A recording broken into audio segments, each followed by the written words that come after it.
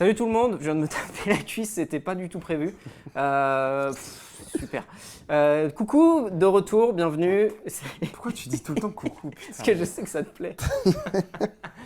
Nouvel épisode des seconds rôles, évidemment, toujours très sérieux, toujours droit dans nos bottes. Ismaël Diallo, à mes côtés, coucou. Aujourd'hui, on a un épisode un peu spécial parce que ça va être le premier épisode d'une longue série qu'on vous réserve potentiellement sur toute l'année 2024. Et c'est un épisode qui nous a été demandé en commentaire YouTube, comme quoi ça ne tombe pas dans l'oreille d'un chauve, ni dans l'oreille d'un sourd. Tout ce que vous nous dites, on le prend en compte, on l'écoute, et on a trouvé que c'était une idée de ouf. Et ça nous fait vraiment plaisir de commencer cette série. Et en gros, l'idée, c'est que pendant tous ces épisodes, on va un peu vous expliquer quels sont nos acteurs préférés, films de science-fiction préférés, comédies préférées, films préférés en général et artistes préférés, avec des thèmes bien précis, bien particuliers. On a essayé de faire ça sur plusieurs épisodes pour prendre le temps de vous parler de toutes ces choses-là et pas trop se précipiter. Ouais. Et on est très heureux de parler Cinoche de manière aussi extensive avec vous, et ça va être cool. Ouais, manière extensive, d'accord. À chaque fois, tu vas rajouter des mots un peu plus techniques ou tu sais qu'on parle à tout le monde? C'est celui que j'ai appris ce matin, j'en ai pas d'autres. Ok, c'est bon. Superbe. Moi, il n'y a pas longtemps, j'ai appris sérendipité. Ouais, qui est utilisé un peu à tort et à travers. Ben là, c'est dans le milieu artistique et c'était plutôt... Enfin, c'est une personne, qui sait de quoi elle parle. Ouais. Donc, je lui fais confiance. Attention à ne pas faire sérendipité. Putain, il me casse les pieds celui-là. Et j'ai pas dit autre chose. Eh ben on y va. Alors, c'est quoi la première? Cool. Non. YouTube. Ok. YouTube Manet. Avec nos 150 vues par mois, tu crois qu'on peut se permettre de mettre... On peut pas dire le mot. Couille. Allez, vas-y, on voit. Ok. Le premier thème, on va commencer gros. On va commencer par l'homme un peu qui fait le film. On va commencer par nos réalisateurs préférés.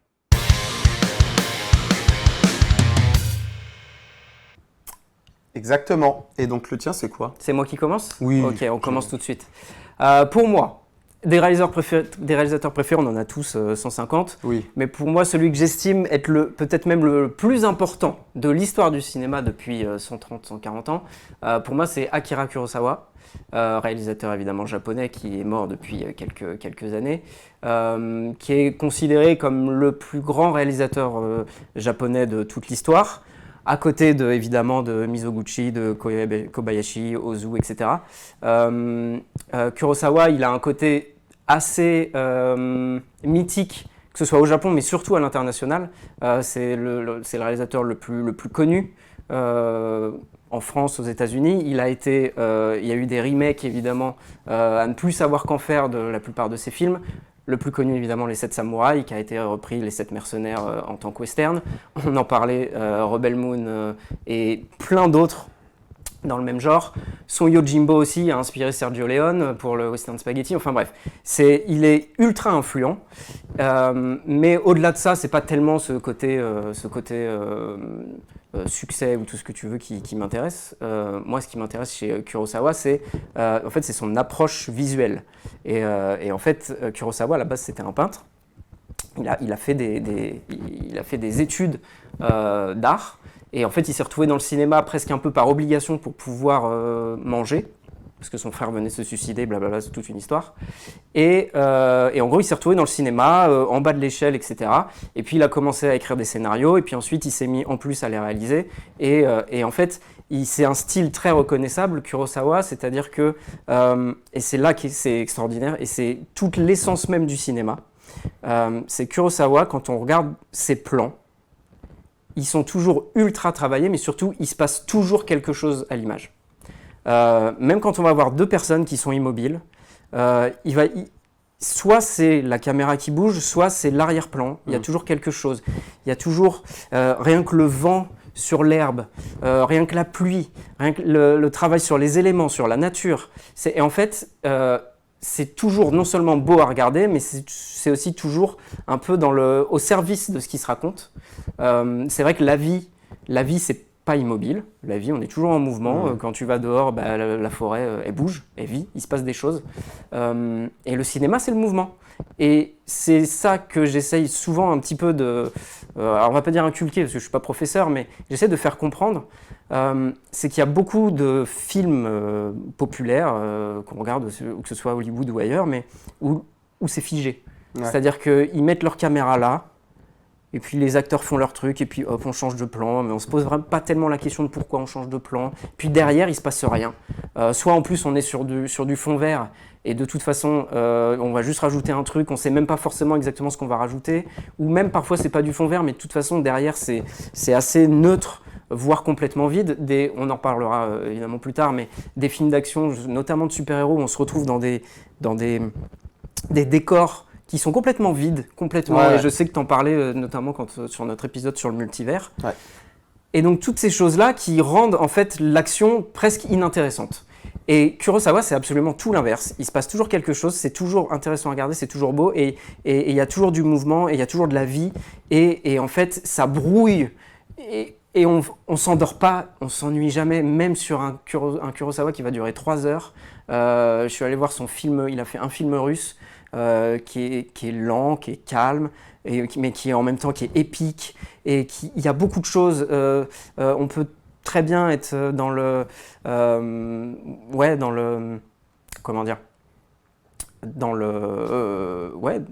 chill. Excusez-moi. Donc quelque chose de très lent, qui prend le temps, voilà, mais de garder ça dynamique. Et on peut d'un seul coup se retrouver dans la folie, dans l'absurdité de l'action, de la violence. Enfin, voilà. Un changement d'énergie, quoi. Exactement. Donc, moi, je vais pas passer des heures là-dessus, surtout que je suis déjà en train de perdre mes mots. J'ai réussi à en sortir un dès le début, et là, je les retrouve plus. Mais en gros, ça vaut le coup de se pencher vraiment sur sa filmographie. Et pour finir, si je devais conseiller un de ses films qui est pas forcément le plus connu, qui fait partie des un petit peu moins connus, j'irais sur... et à chaque fois, j'oublie le titre français, pourtant je l'ai regardé juste avant. Donc c'est High and Low en anglais. Donc c'est entre le ciel et la terre, quelque chose comme ça en français. Et rien que pour toute la première moitié, la mise en scène, c'est un espèce de huis clos qui se passe dans la maison d'un homme dont l'enfant vient de se faire kidnapper, enfin une famille dont l'enfant vient de se faire kidnapper. Et toute la mise en scène, il y a beaucoup de personnages, il y a la police, il se passe plein de choses.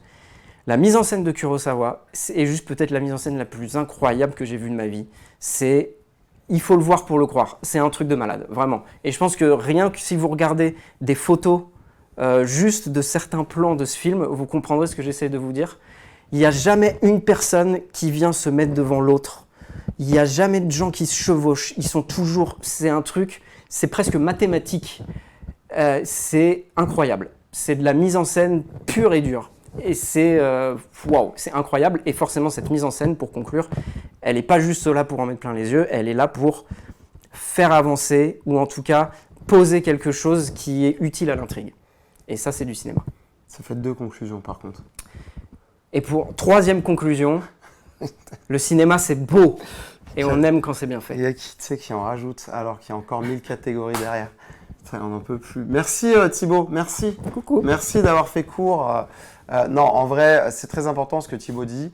Alors moi, je suis pas trop cinéma asiatique, donc j'ai pas les refs, mais ça me donne envie d'aller voir du coup pourquoi moi les réalisateurs que j'aime se sont influencés de Kurosawa par exemple. Et notamment un de mes réalisateurs préférés. Alors moi, je peux pas en mettre plusieurs parce que le thème c'est d'en mettre qu'un. J'en ai un français, mais il a fait qu'un seul bon film. Je ne spoilerai pas, on a fait un épisode dessus. Donc je ne peux même pas le mettre dans mes préfs parce que pour moi, il faut que ce soit aussi quelqu'un qui perdure dans le temps. Sur la longueur. Voilà. C'est pour ça que je fais un choix vraiment de séparer tous les autres. Mais il y en a plein que j'aime et que j'adore dans leur façon de faire le cinéma. Sauf qu'il y en a un qui me rend dingo et pour lesquels j'attends à chaque fois le film avec impatience, même s'ils ne sont pas tous bons, c'est Quentin Tarantino, pour moi. Alors très classique, c'est un cinéaste qui est très connu déjà, du grand public et même des gens qui apprécient le cinéma un peu technique, voire même qui peut toucher les gens qui aiment le film d'auteur. Ah oui, parce qu'il a tellement de références, il est tellement fort dans son cinéma, et il arrive tellement à se faire plaisir et aussi à être dans l'autodérision, que le gars fait de l'art en fait. Il fait de l'art et l'art, ça doit être accessible à tout le monde. Et ça, c'est ce que j'aime aussi avec Tarantino, c'est que il va pas être dans un cinéma élitiste, mais il va quand même placer des choses qui peuvent plaire à des élites, qui sont un peu plus pointilleuses sur ce qu'ils regardent, ne serait-ce que sur la qualité des plans qu'il propose. On parlait de contemplation. Tarantino, il est capable de te faire des plans contemplatifs incroyables. C'est le mot que je cherchais, bordel. Mais incroyable. Ouais, tu cherchais ça? Ah, c'était de ouf, c'était ça, tu m'as pas Mais dit. moi, en fait, le mot, je l'ai entendu quand t'en parlais. C'est pour ça que je t'ai dit... Non, mais moi, je l'ai entendu dans la façon dont tu décrivais les choses. Okay. Donc, ça se comprenait, t'inquiète. Mais en tout cas, Tarantino va être capable, effectivement, de te faire du contemplatif et du hyper violent, hyper rapide, hyper action, quoi. Tu vois, un truc vraiment très puissant. Et c'est pas donné à tout le monde, en fait, de maîtriser un peu tous les types de plans, tous les styles cinématographiques, de les mettre dans un seul film, par exemple, aussi. Moi, un de mes films préférés de Tarantino, c'est Pulp Fiction, et c'est pas pour rien, c'est parce que, pour moi, Pulp Fiction, c'est une maquette de tout ce qu'il peut faire. De tout ce qu'il peut faire. Il y a énormément de références.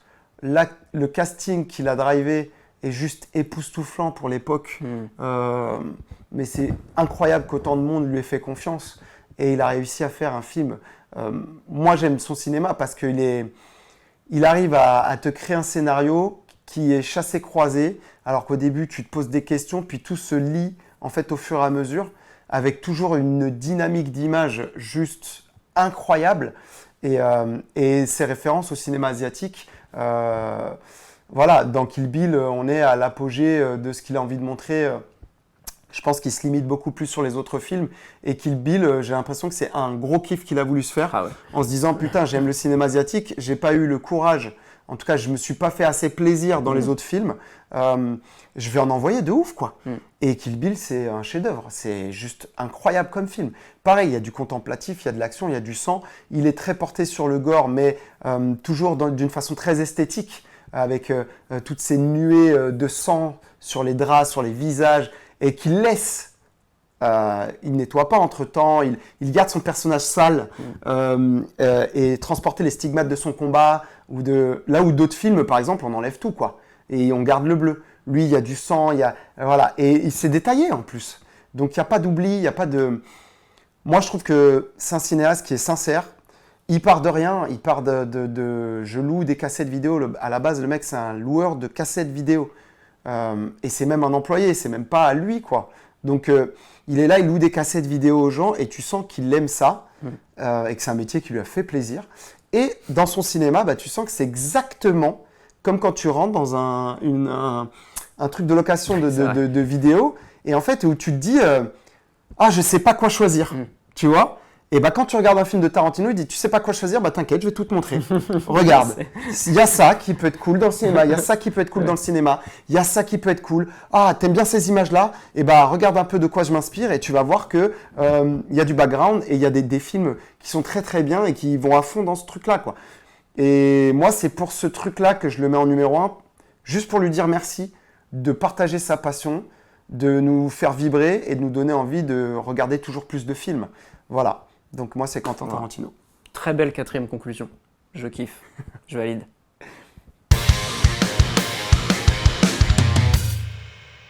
Deuxième catégorie, on va retourner en France. Alors c'est marrant parce qu'on a, dans notre premier épisode, que vous appréciez beaucoup d'ailleurs, cela dit en passant, on avait déjà pas mal évoqué des films français, ou en tout cas réalisés par des réalisateurs français.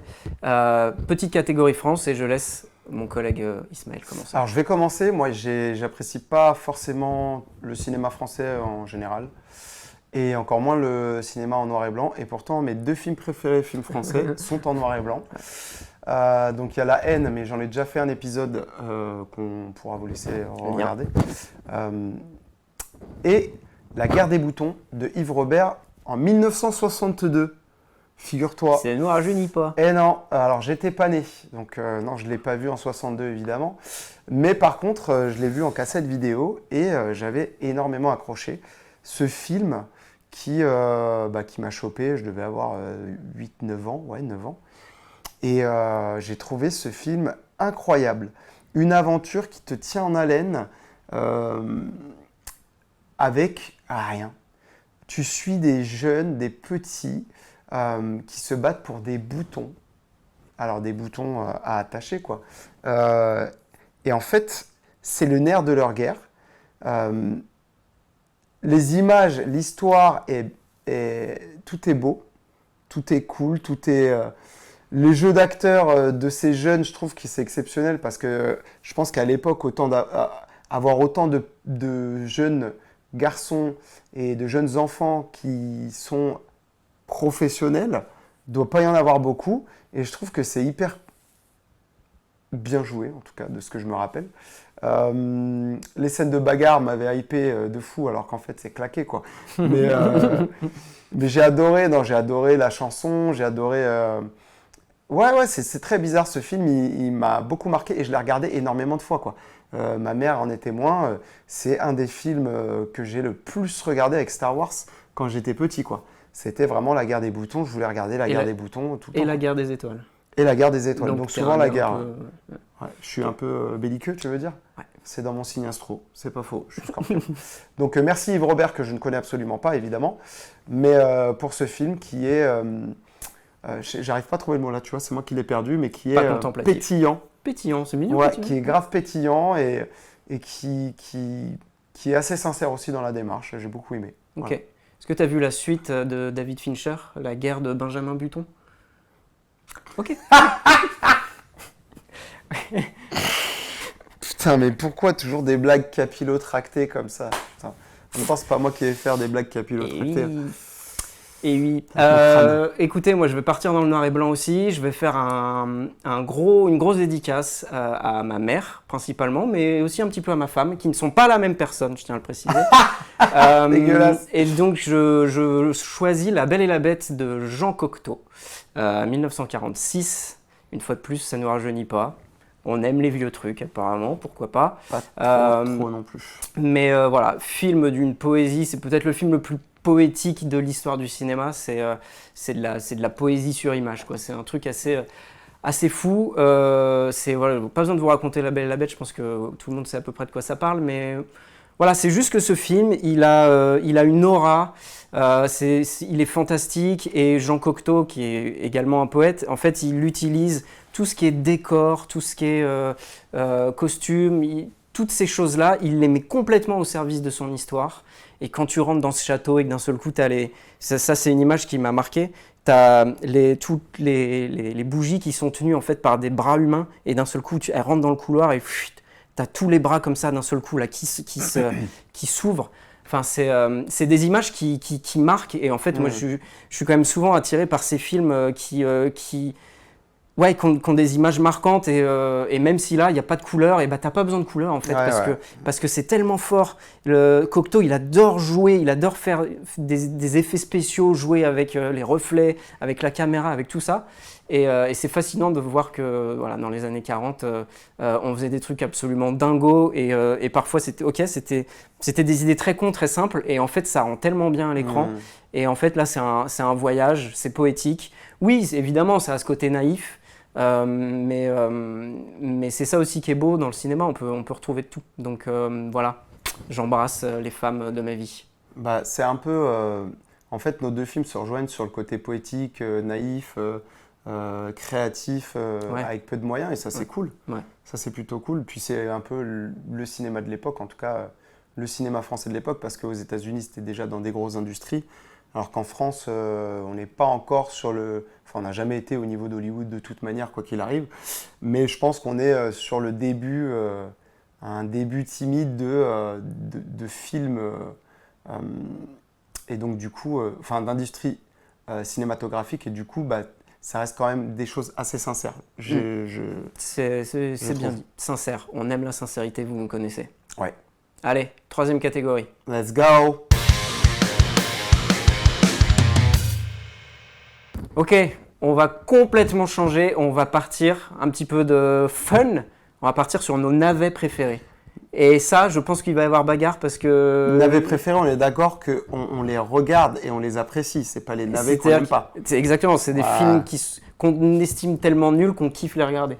Ouais, grave. Voilà. Et je sais déjà ce qu'il a choisi et ça va pas bien se passer. Ça a peut-être changé, mais. Ah, il a peut-être changé. Ok. Bon, je commence. Je me rappelle plus. Il a déjà oublié. Je te laisse le temps de réfléchir pendant que je dis le mien, du coup. Vas-y, vas-y. J'adore Street Fighter. Oh putain. Ça, je me rappelle. J'adore Street Fighter. C'est un film absolument catastrophique. C'est ignoble. Mais putain, je sais pas pourquoi. Il y a un truc dans ce film. Je sais pas. Il est coloré. Il est immonde. Il est débile. Alors après, il y a quand même Jean-Claude Van Damme, et ça, et je pense que Jean-Claude Van Damme, un jour, on en fera un épisode, et dites-nous si ça vous intéresse, mais j'aimerais bien faire un épisode centré sur Van Damme, parce qu'en France, on aime beaucoup, depuis 10-15 ans, un petit peu le tourner en ridicule. Faut pas oublier que dans les années 80-90, c'était l'une des plus grosses stars du cinéma d'action, avec un charisme absolument incroyable. Il a fait des très très bons films, donc voilà, ne l'oublions pas. Ouais. Street Fighter ne fait pas partie de ces très grands films, mais je sais pas, moi je trouve qu'il a un côté fun, ce film, il est débile, mais débile. Je pense qu'il y a certains acteurs qui sont au courant. Je pense que Van Damme, il est pas bête. Je pense qu'il est au courant qu'il est dans un truc ultra kitsch. Et surtout, Raoul Julia qui joue Mr. Bison, donc le grand méchant, lui, il est clairement au courant qu'il est dans un navet. Ouais, il le sait. Il donne sa vie, hein. Et putain, il donne mais 400%. Ouais. Mais dès qu'il est dans une scène, tu vois plus personne d'autre. Il est dingue. C'est un fou furieux. Il joue un peu son personnage dans La Famille Adams. Hein. Oui. Mais en plus développé. Quoi, mais tellement plus... Parce qu'il est quand même... Il est quand même hyper expressif dans La Famille Adams. Ouais, c'est vrai. Il est vraiment... C'est sur un truc très... tu vois, très théâtral. Voilà, c'est vraiment la commedia dell'arte. C'est très... regardez-moi, je suis italien, alors qu'il ne doit pas être italien, mais... tu vois, c'est ra. Et je le retrouve un peu dans, mais de ouf. Dans Mr. Bison. Et cet acteur qui, du coup, est décédé depuis, qui est décédé pas longtemps après Street Fighter, je trouve que c'est l'un des plus beaux arguments pour ce navet absolu. Voilà. Moi, je ne suis pas un fanatique du jeu vidéo original, je vous le dis. Ça le moi, je suis plutôt un côté Mortal Kombat.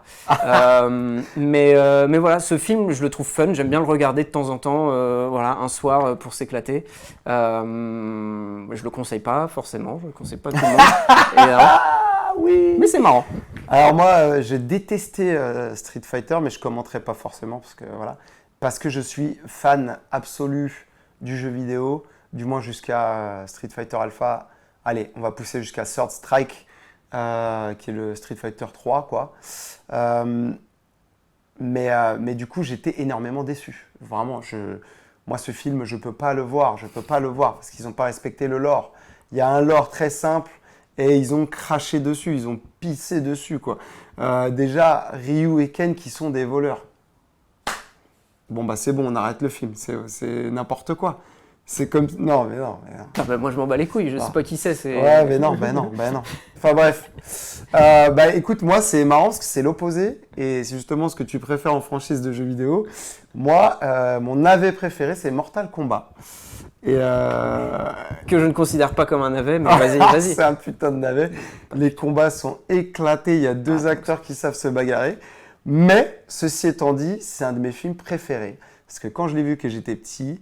ça m'en a mis plein les yeux. La bande-son est incroyable. Christophe Lambert, il est un peu comme Raoul Julia dans Street Fighter. Ouais. En fait, c'est le Raoul Julia de Mortal Kombat. Il surjoue de ouf. Mais sa présence, elle illumine totalement l'œuvre. Et franchement, c'est énorme. Ils ont respecté l'esthétique des personnages. Alors c'est plus simple parce que c'est en FLV, je crois, ou je sais plus comment ça s'appelle, la technologie où tu jouais en jeu vidéo et en fait c'est des personnages qui ont été capturés en film, qui jouent les personnages, bref. Mais donc c'est un peu plus simple de respecter effectivement une esthétique.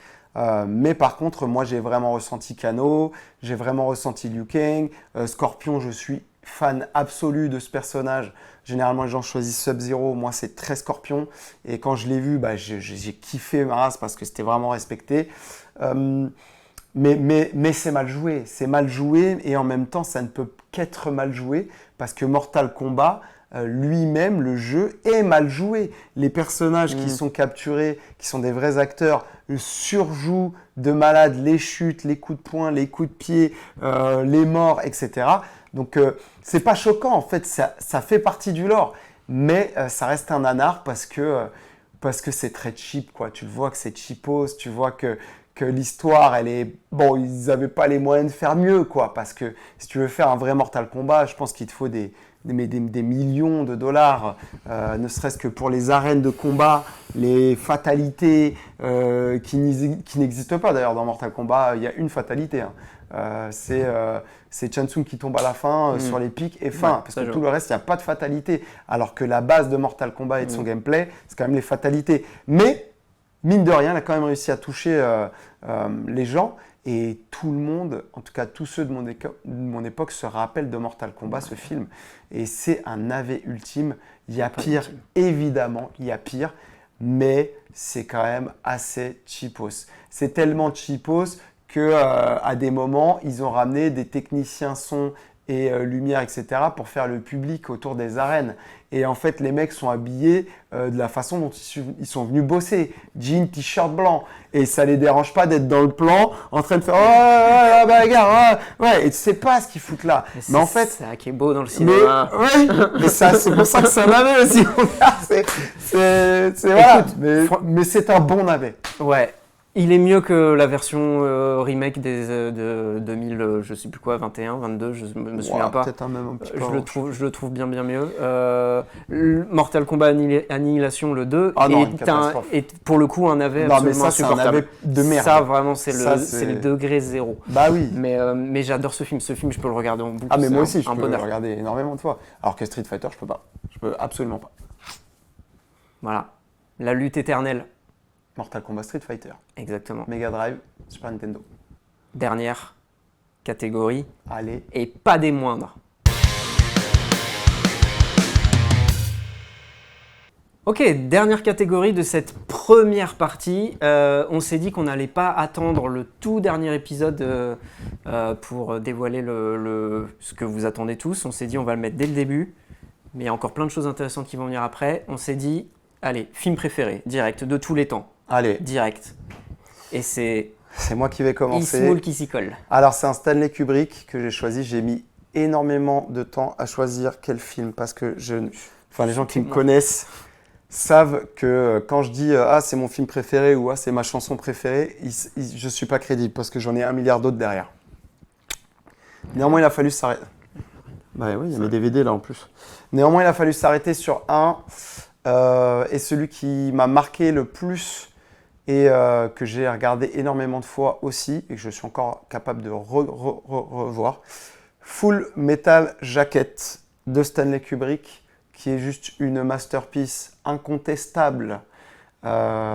C'est impossible même de dire du mal de ce film, tellement il est détaillé, tellement il est technique, tellement il est bien joué, tellement c'est un cinéma d'un autre temps aussi, avec des vrais décors, là où maintenant ils ne se prendraient pas la tête, qui soulèvent des problèmes de société qui à l'époque sont assez... faire un film de ce type-là en critiquant les États-Unis aussi ouvertement, c'est une grosse prise de risque. On est en sortie de guerre froide si je ne m'abuse, mais vraiment en sortie. Tu peux très vite être considéré comme communiste et aux États-Unis c'est une énorme insulte, alors que nous c'est juste un parti avec des idées en fait. Voilà. Donc c'est vraiment un pays d'extrémistes. Les États-Unis c'est incroyable. Il faudra qu'on fasse non, on ne fera pas d'épisode sur eux. Mais je pense que Kubrick a vraiment eu le courage de faire ce film parce qu'il en fallait. Je trouve que ce film est terrible. Déjà, la première scène où tu les vois se faire dépersonnifier, je ne sais pas si on peut le dire comme ça. Ouais, mais on comprend bien. Mais tu vois, où on leur enlève leur identité en les rasant et où on essaye de les casser et de les remodeler. Où t'en as qui sont quand même dans la résistance et t'en as qui se tuent, t'en as qui... Enfin, Moi, je trouve que ce film m'a fait beaucoup de réfléchir à la vie, euh, au sens qu'ont les combats, peu importe les combats, où se place le curseur je suis gentil, je suis méchant, et très tôt, parce que je l'ai vu, j'étais très jeune. Euh, mais il m'a passionné, il m'a passionné, il m'a mis dans la géopolitique, il m'a donné envie de m'intéresser aux guerres, à ce que ça cache, à pourquoi on fait ça. Et c'est des prises de conscience comme ça, ces films-là. Qui cachent plusieurs degrés de lecture. Alors, tu as le degré action qui est juste époustouflant parce que les scènes de guerre et les scènes de combat sont incroyables. Là où Apocalypse Now, c'est un peu plus caché. Où, franchement, moi, je me suis un peu fait yesh sur Apocalypse Now, par exemple. Je peux comprendre. Full Metal Jacket, il me réveille tout de suite. Ouais. T'es dans l'axe, quoi. Il n'y a pas de temps mort, il n'y a pas de... Enfin, si, il y a des temps morts, mais c'est normal. Mais je veux dire, les scènes de guerre, elles sont atroces, elles sont dures. Les gens qui sont dedans sont à la fois cool et à la fois tu les détestes. Et tu sais même plus où est le méchant. Tu sais même plus qui c'est. Tellement... c'est horrible, notamment cette scène où ils sont dans l'hélicoptère où le mec tire sur des cultivateurs, quoi. Mais gratuitement. Ta ta ta ta ta ta ta ta ta ta ta ta. Et toi, tu es là, tu fais ah, mais ça a dû arriver, pour de vrai. C'est ça le pire. Donc, et puis les reporters, enfin, bref, je pourrais en parler des heures de ce film. Je vais essayer de la faire courte, mais tout me plaît dans ce film. Tout me plaît. C'est très bien écrit, les personnages sont incroyables. Les seconds rôles, il y a encore une fois le cinéma américain dans toute sa splendeur, c'est-à-dire que le second rôle est très important. Il fait partie du décor, il te met dans le film. Et en fait, c'est tellement bien fait que tu es avec eux tout le temps. Il n'y a pas un personnage qui te fait sortir du film. Et c'est ouf. Maîtriser comme ça les seconds rôles et les décors, c'est gage de réussir un film. Et d'ailleurs, il faudrait se poser la question, est-ce que quand tous les seconds rôles et les décors, les musiques sont au top, est-ce que, même si l'acteur principal est claqué au sol, ça peut être quand même un très bon film? C'est une bonne question et je pense que, tu sais quoi, on fera quelques recherches et on revient vers vous là-dessus. Ouais. Si vous avez des idées aussi, ça peut faire une bonne idée d'émission. Voilà, pour ma Ok. part. Merci Stanley. Bah ouais, Stanley Kubrick en même temps, un des plus cinéastes les plus importants de l'histoire. Très complexe mais incroyable. Ouais. Très bien. Je suis désolé, on a beaucoup parlé de noir et blanc, mais moi je vais revenir sur du noir et blanc. Et puis je vais remonter encore plus loin, les gars.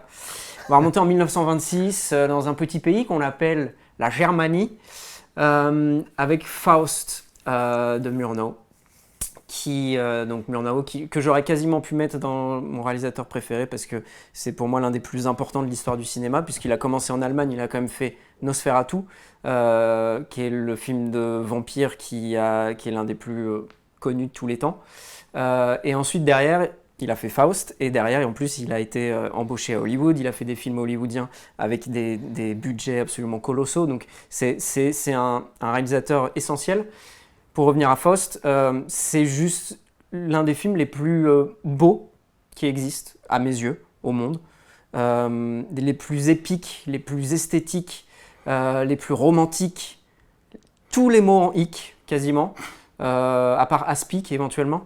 Mais c'est un film montagne. C'est-à-dire, il faut le voir pour le croire. Et surtout, quand on remet le contexte en 1926, évidemment, c'est un film muet, hein, mais wow, il y a tellement d'effets visuels, d'effets spéciaux, d'effets de lumière. Chaque plan est une œuvre d'art à part entière. Et surtout, il y a un travail derrière, tu te dis, mais titanesque, quoi. Enfin, tu t'imagines à l'allemande, un truc absolument fou, furieux. C'est pour moi, c'est le summum du cinéma quasiment. Et en 1926, on peut arrêter de faire du cinéma parce que l'un des plus grands chefs-d'œuvre possibles et imaginables est sorti, quoi. Donc c'est quelque chose d'assez impressionnant pour ceux qui ne l'ont pas vu ou pour ceux que ça intéresse. Tout le monde en plus connaît l'histoire à peu près de Faust, hein, de ce médecin qui vend son âme au diable. Franchement, ça vaut le coup de jeter un œil là-dessus parce que c'est waouh. Moi, j'ai eu la chance de le voir au cinéma en plus il y a quelques années. Et ça en met encore plus plein la vue.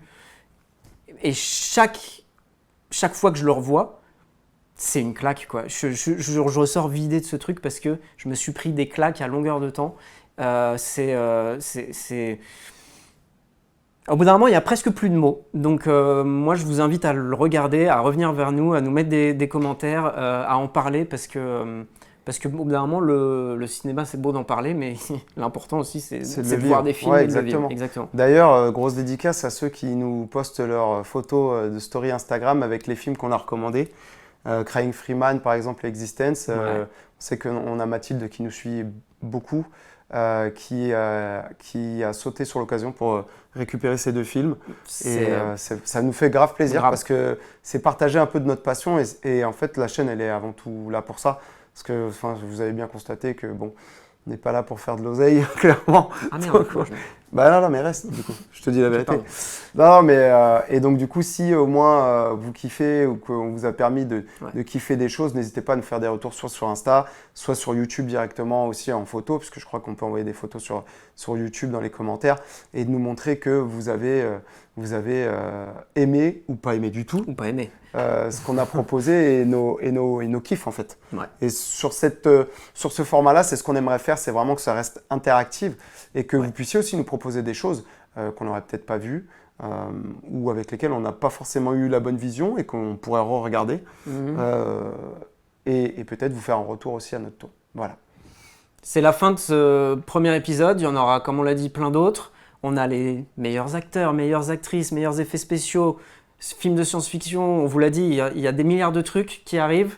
En attendant, on va aussi faire d'autres épisodes un peu plus dans l'actu ou sur des thèmes particuliers. Mais voilà, tout ça pour dire qu'il y a un programme en 2024 qui est incroyable. On va essayer de tenir. Après, il ne faut pas nous en vouloir si on n'est pas tout le temps concentré sur des sorties récurrentes. Mais faites vivre quand même la chaîne. Comme ça, nous, on continue à côté d'évoluer. On progresse tranquillement. N'hésitez pas à vous abonner, commenter. Nous, ça nous permet de toujours monter et voilà, d'essayer de se booster pour envoyer un peu plus d'épisodes.